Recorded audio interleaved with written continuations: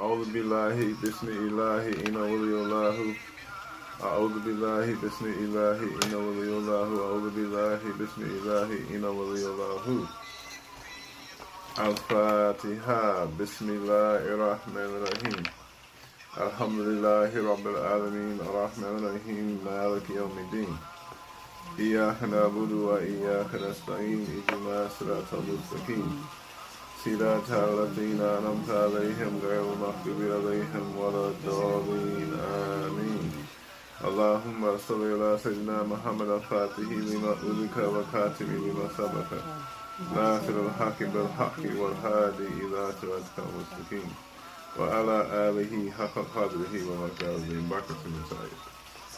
All right, alhamdulillah. Today and for the next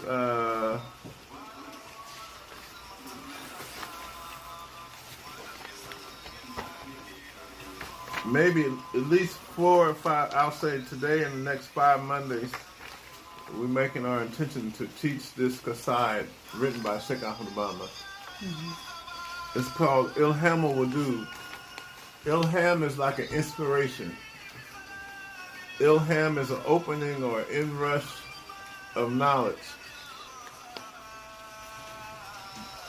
And it says Ilham al-Wadud, which means al-Wadud is the loving.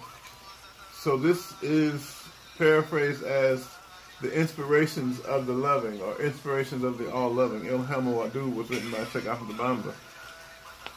And it's a qaside, meaning he wrote it in the form of poetry. But once you translate it, it becomes prose. Now, Cheikh Ahmad has thousands of writings, qasides. His writings come in different categories. Some are laudations of the Prophet, prayers upon the Prophet. Some are in Quranic verses or qasida poetry written from verses in the Quran. Some from the 99 names of Allah. Some from zikr, prayers, praise, assistance, healing, all these. But one of his categories he writes on tasawwuf, or on Iman, Islam, and Ihsan, or Sufism. So this one comes from the category of his writings on tasawwuf, and this is my favorite writing of Cheikh Ahmad on Sufism, because in this qaside of 100 verses, he goes into the practices to purify the self, defeat the nafs, overcome the 4 enemies, and to perfect your character. So that's why I want to make my intention to teach this qaside. Does anybody have any questions? What was the last thing you said? Purify self, defeat nafs, and perfect your character. Perfect. And that's called adab in Arabic. A-D-A-B, adab. It is said in the world of tasawwuf, whoever has better adab than you has better tasawwuf than you. Whoever has better adab, whoever has better character than you has better Sufism than you. Because Sufism is nothing but the perfection of character. And the Prophet Muhammad, peace be upon him, said, I came to perfect the character of mankind. So the whole path is about akhlaq, or developing good character. And that's what the practices do. The Masons have a beautiful teaching where they have a teaching which says they go from a rough ashlar to a smooth ashlar to a perfect ashlar, meaning that they start with a block of stone. It's rough. They polish it. But inside, the statue is already inside of the stone. All you have to do is chip away the pieces, and the statue is already there. That's how Allah is. All we got to do is chip away the bad qualities, but Allah is already there. At the core. At the core. Yeah, at the essence of your being is Allah. And it's the negative character traits that are like a cement that you would chip away to make a perfect statue out of stone.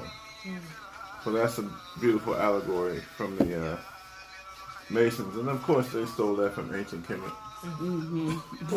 We know who the brick builders were. That's not even the Jack move. Yeah. Ice Cube, Jack move the beats. Ilham al-Wadud. So we'll go right into it. We do this work for Surin Sayyid Sheikh Ahmad Bamba, and for the Khalifa and Tuba Sheikh Sidi Muntaka and Baki, may Allah bless you and give you more light. So I have to switch my glasses. So, Bismillahirrahmanirrahim, in the name of Allah, the Beneficent and Merciful. O Allah, the Most High, greet our beloved Prophet Muhammad and his family with peace and blessings. And the soul, and he has proportioned it and inspired it of its wickedness and its righteousness. He is indeed, he has succeeded who purifies it, and he has failed who corrupts it. This is from the Quran, Surah 91, verse 7 through 10. This is the ayat where it says, he indeed succeeds who purifies it, and he indeed fails who corrupts it. This is talking about the purification of the soul. And this ayat is related to this work, okay?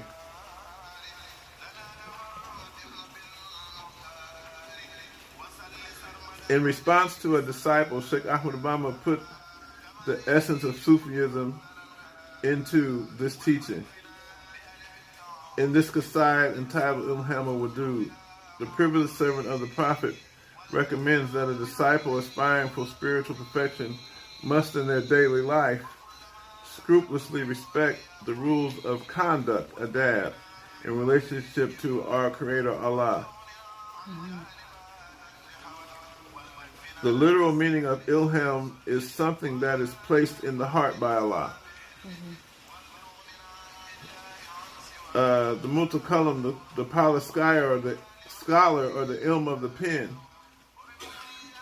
has been defined as the knowledge inspired in the heart. So they calling this one, the translator is saying, ilham wadud means the knowledge that was inspired in the heart. Okay. So the first verse, Sheikh Ahmad Obama says, Alhamdulillah, who inspired his slave. Oh, all praise is due to Allah. Okay. I was saying it in English, Arabic, but praise be to Allah who inspired his slave to have faith and to the exclusivity of the worship of Allah. So Sheikh Ahmad Obama is giving thanks to Allah for inspiring him to Iyaka na'budu wa iyaka nasta'in, which means to only worship Allah and only seek the help of Allah. So he's praising Allah for putting him in that category of those who only worship Allah and who have iman, faith. The second verse, the Quran states that peace and salvation of Allah are on the one that dissipates darkness. So, okay, this verse is not translated very good, but he's saying prayers and blessings, sallallahu ala Muhammad. He's sending prayers upon the Prophet Muhammad who pushes away darkness. Mm-hmm. And Sheikh Ahmad Obama says anybody who's reciting salawat or like Salatul Fatih, Allahumma salli ala Sayyidina Muhammad, any prayers like that, he said that the shaitan will not approach you. Mm-hmm.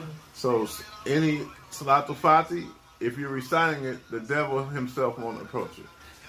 This is what Sheikh Ahmad Obama is teaching. Yes. Is that giving honor to the Prophet Muhammad?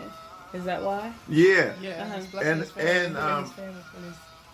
generational is a generational blessing, isn't it? Yeah, it's upon the Prophet and his sah. Wa ala alihi haqqa qadrihi. Wa ala alihi means and upon his family. Okay. So it's like almost like saying, "Oh Allah, please bless Sister Delia and bless her family." Mm-hmm. So in that prayer, you're saying, "Oh Allah, please bless Prophet Muhammad and bless his family." So that's opening light. Mm-hmm. When you're sending, because Prophet Muhammad is light. Yeah. So you're sending prayers of light upon light. The darkness can never come towards that. Mm-hmm. I do have another question. I love questions. Okay, so if someone's seeking to study the Prophet Muhammad, where would they go? I need to teach a class on him. Oh, okay, so there's... I should have been taught a class on Prophet Muhammad. I taught a class on Prophet Muhammad. It's been about 4 years now. I haven't done it. Okay. Yeah. So... Do you have it on video? Huh? Did you record it? Is it on the video? I'm sure it's recorded, but that was on go to webinars. I was doing webinars. So okay. how would I get access to those recordings? I have no idea. Okay. But we need to do another class on Prophet Muhammad because, peace be upon him, all the Sufi masters got everything they got from Prophet Muhammad. Mm-hmm. It's like Prophet Muhammad was their sheikh or their teacher. Mm-hmm. So Sheikh Ahmed Bamba says his wasila was Prophet Muhammad. Our wasila is Serene Sayyid Sheikh Ahmed Bamba, the Prophet Muhammad to Allah.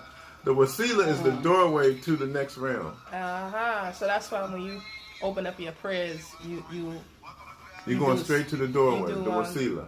Shake it before. You give honor. You give honor, and then in Srim Salihu, I do that. And you taught us to do that. And that's then, the wasila. And then you proceed with the chants of your prayers. Okay. Yeah. Right?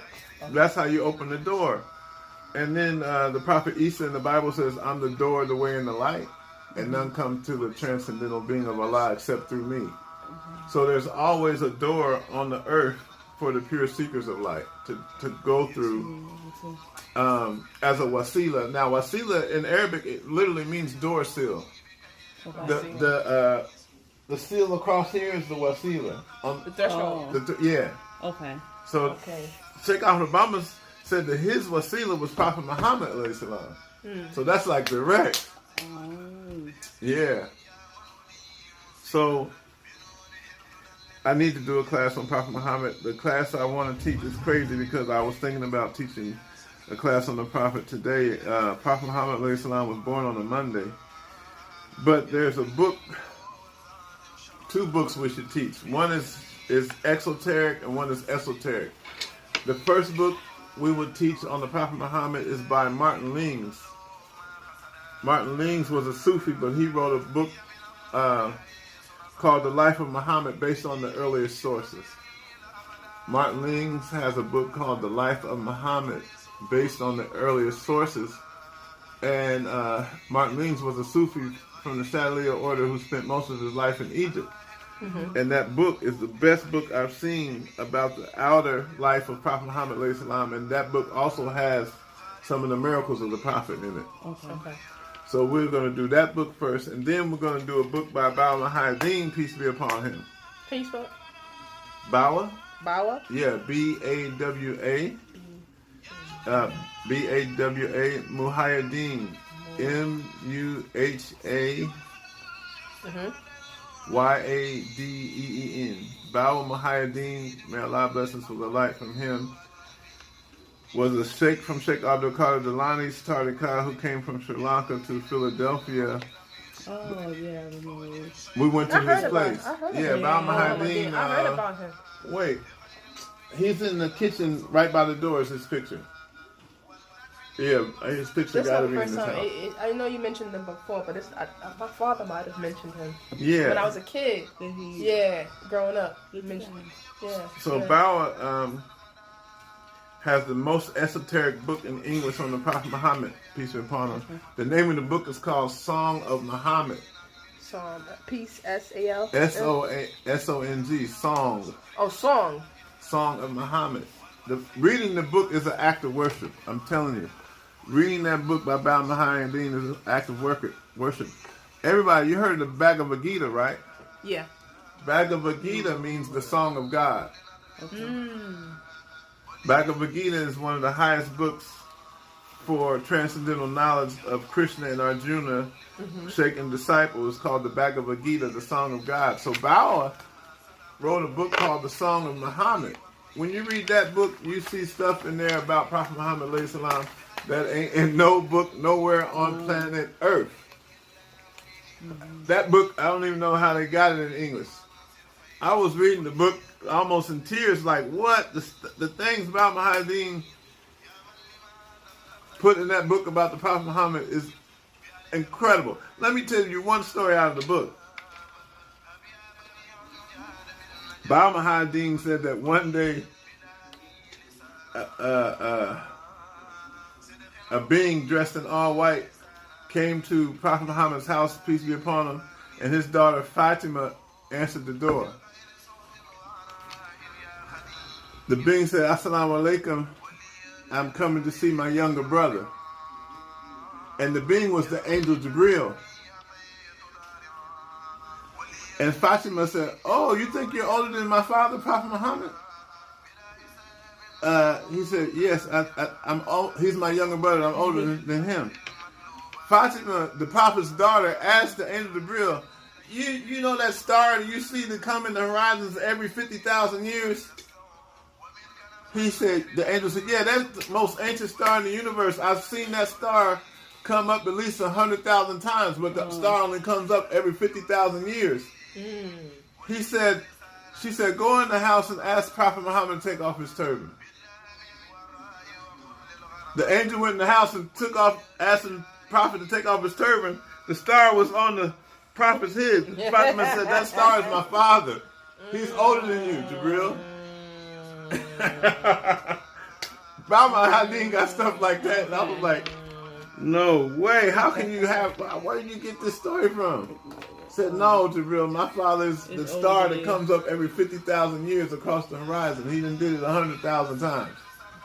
Yeah, that's some time. This is the Prophet Muhammad's life. So, Baba Hadin got stuff in that book. Oh Lord! Whew. Oh man, you got me tingling. I'm tingling. So it's crazy. After we finish this writing, we're gonna do those 2 books by Prophet Muhammad about the Prophet ﷺ, because I need to do those that teaching, because all the sheikhs focused on the Prophet ﷺ. Yes. This writing, that's why in the beginning, the 2nd verse, he says, "Peace and blessings be upon the one who pushes away darkness." That's Prophet Muhammad. Verse 3, "Our beloved Master Muhammad, sallallahu alaihi wasallam, as well as his family and companions that were saved from the non-believers." Verse 4, "Having said this, O brother, know that the life of this world is ephemeral, is temporary. So be constantly aware of death." Now listen. A disciple came to Sheikh Ahmed Bamba and asked him to give him a concise teaching of Sufism. This writing is Sheikh Ahmed Bamba's answer to that disciple about what is Sufism. So that's why he says, "Having said that, O my brother," talking to the disciple, "know that this world is temporary and be certain of the next life or death." So the first thing Sheikh Ahmed Bamba is telling you is don't focus on anything that's temporary. Okay. Because we're going to drop this body, there's an occurrence called death, which will be the end of your sojourn on this physical plane, but you will go into a transcendental world that's more longer lasting than this world and will make this world seem like it was just a dream. Yeah. So the Sheikh is saying don't focus on the physical world, because this is temporary. And verse 5, "Therefore stay away from everything that you would not like to cause you danger at the time of death." Did you hear? Sheikh Ahmed Bamba is saying stay away from anything that's going to bring you danger at the time of death. What is he talking about? What can cause somebody problems after death? The karma. Karma. What kind of karma? Bad karma. Negative bad karma. Yeah. So he's saying literally stay away from all bad karma, because that's going to be a problem for you after you die. Because of the scales of ma'at, the scales of judgment, our deeds will be weighed based on down to a weight of an atom. So he's saying stay away from everything that you would not like to cause you harm in the next life. 6, anything that you would like to find you at the time of death, devote yourself to it before it's too late. Whoa. Anything that you would like to die while you were doing it, devote yourself to that. That's an extreme statement. Yeah, it is. I want to die praying. I want to die. If I'm dying, let me die while I'm sleeping. No, let me die while I'm doing worship. Let me die while I'm doing zikr. Let me die while I'm making. He says, anything that you would like to find you at the time of death, devote yourself to that before it's too late. But also, any good deed that you can do that you want to find you on the day of judgment, be busy doing that. Make sure you do it. Taking care of your family, feeding the homeless, teaching, being righteous and pious. Be about the light, so that when you leave, you'll have light. Now, this is deep. 7. Avoid procrastination. Yeah. That's one of my big ones. Sheikh Obama had to come before and say what? Avoid procrastination, because in the end, it will lead to an individual perversion. Procrastination will cause you to be in a state of perversion. What does that mean? Not pure. Not pure? Yeah, because you're perverted outside of the natural laws. Just by procrastinating. I told somebody, I saw a t-shirt said Procrastinators Unite tomorrow. I was like, but the Sheikh is saying, years ago, avoid procrastination. And he says, verse 8, persevere in the pursuit of righteousness and submission, Islam, with asceticism and extreme wisdom and sobriety. Persevere in the pursuit of righteousness through submission, Islam, asceticism, giving up things in the material world, wisdom and sobriety. Remain sober on your path. I'm a very intoxicated Sufi. But Sheikh Obama is advising sobriety. There's two paths of the Sufi. One is intoxication, and one is the path of sobriety. Okay. Sheikh Obama was a path of sobriety. Okay. But Sheikh Ibrahim was intoxicated. Okay. That's the yin and the yang. That is the yin and the yang in the universe. His advice is stay on the sober path. Sheikh Ibrahim said, if you're looking for me, I'm in the hockey cup. That means I'm in the truth of reality. Nice. Sheikh Ibrahim is something totally different, man. Like, I was speaking to you about that on the way over here. Sure. Oh, what did y'all say about Sheikh Ibrahim? That's what I told you. Well, he's a violent sheikh, but he used to beat people. Yeah. Facts. He carried a club. Yeah. Some of the bifalls today still carry a club. I love it. But he represented discipline and order. And I could feel that. I understand. Now look, the other day I went and got this Sheikh Ibrahim, right? In Harlem. I had to have it. Disciple in North Carolina, Brother Caleb, messaged me. He said, Sheikh, when I woke up this morning, I saw you and Sheikh Ibrahim zikkering in my room. Oh. And then y'all disappeared. I said, what? He said, Sheikh, when I woke up this morning, I saw you and Sheikh Ibrahim in my room zikkering. And then y'all disappeared. He said, what does that mean? I said, do you know today I just got a new picture of Sheikh Ibrahim and put it in my house?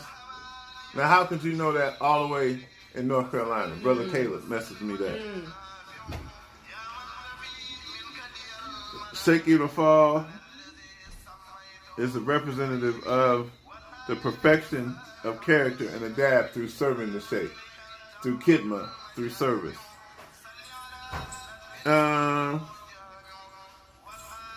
Persevere in the pursuit of righteousness, Islam, asceticism, wisdom, and sobriety.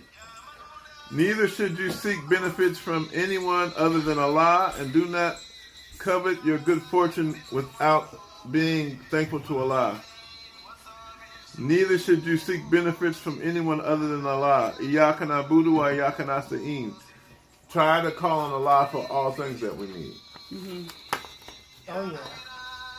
And do not be arrogant when good fortune comes to you, saying, look what I did. Always say, alhamdulillah, thank Allah for the blessings that you have. That's an important lesson because I can remember... It's easy to say me.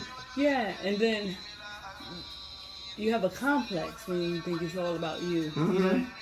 But then when you see that it's not you, that it's Allah working through you, then you realize like people don't owe you anything, and you know you're put in place to help. You're put in a place. This is why in Islam we say do things fi sabilillah. Y'all might want to learn this. The Arabs will think you real. Spell it, please. Fi, F-E. F-E. Sabi, S-A-B-E. Fi sabilillah, L-E-L-A. Everything should be done fi sabilillah, which means for the blessings of Allah, for the pleasure of Allah. We're doing this for Allah. We're not doing this for other people. Yes. It's a verse in the Quran that Allah says, Fa'away lurlul mustalin. We think salat is a good thing. Praying is a good thing, right? Yes. Allah says in one verse in the Quran, Fa'away lurlul mustalin. Woe to those who are making salat. And in the next verse he's saying, because they're not making salat for Allah, they're doing those prayers so people can say, ooh, look at Sheikh Sufi. He's pious. He's doing his prayers. I shouldn't be doing my zikr so people say, wow, the Sheikh is zikring all the time. Ooh, look at the Sheikh. He's zikring all the time. Showing out. I should be zikring for Allah, not to make people think that I'm something special. I tell people, they say, Sheikh, why you do so much zikr? I say, because I'm the worst one. I'm the worst fool on the block. You don't know what I done did, man. Listen, I was not always dressed like this. I know what would happen if I stopped doing this. Okay. I'm the worst one. Yeah. Do you know? Astaghfirullah. I had a friend that I was Muslim with. This brother said, my name should be Astaghfirullah. That's what brother Yusuf, may Allah grant him life. Yusuf told me one day, he said, my name should be Astaghfirullah. I said, well, my name should be Astaghfirullah Azim. I said, for serious forgiveness. Because I lived a full life. So, yeah, I do the most zikr because I'm the worst one. Nobody needs as much zikr as this fool. But that's the beauty of it. You get to make a comeback and do it right. Direct the story. Do it the way you self-directed.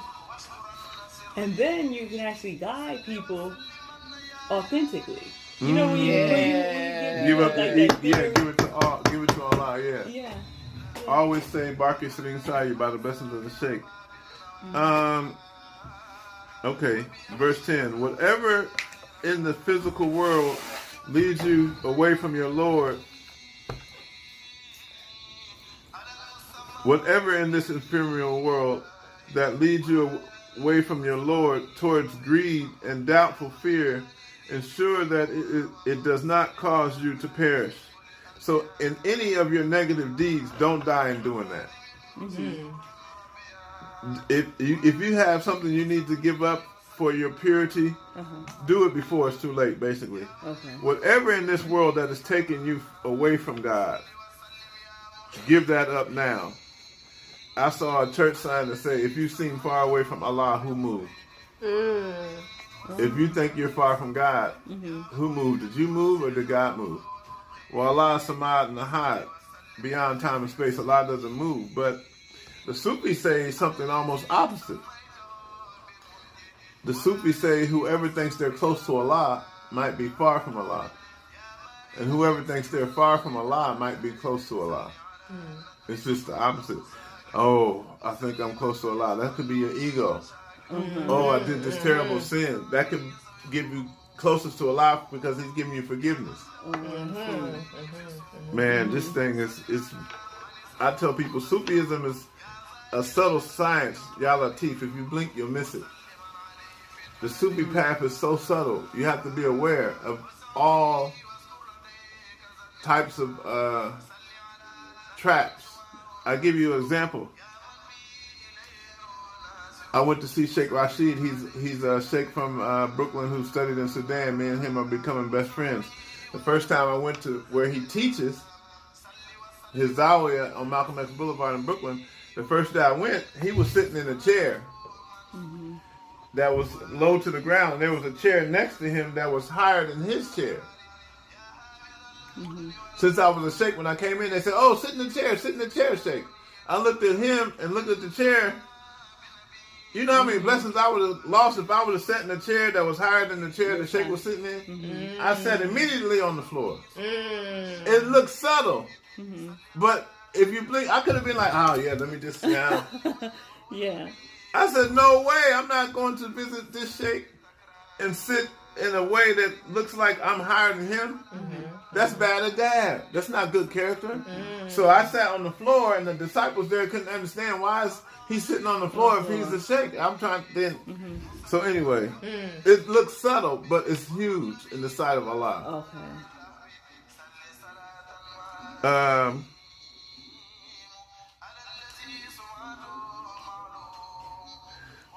Know that you should stay away from all things that are leading you towards greed and doubt. And know that the only profit comes from Allah. My brother, be persevering. This is verse 11.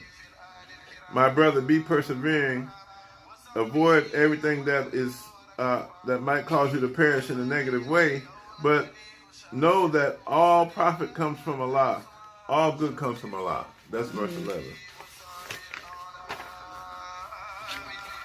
And how has it been 30 minutes? Maybe that's enough for the first day. Yes, it has. So we'll stop right there with verse 11 and start back with verse 12. Okay.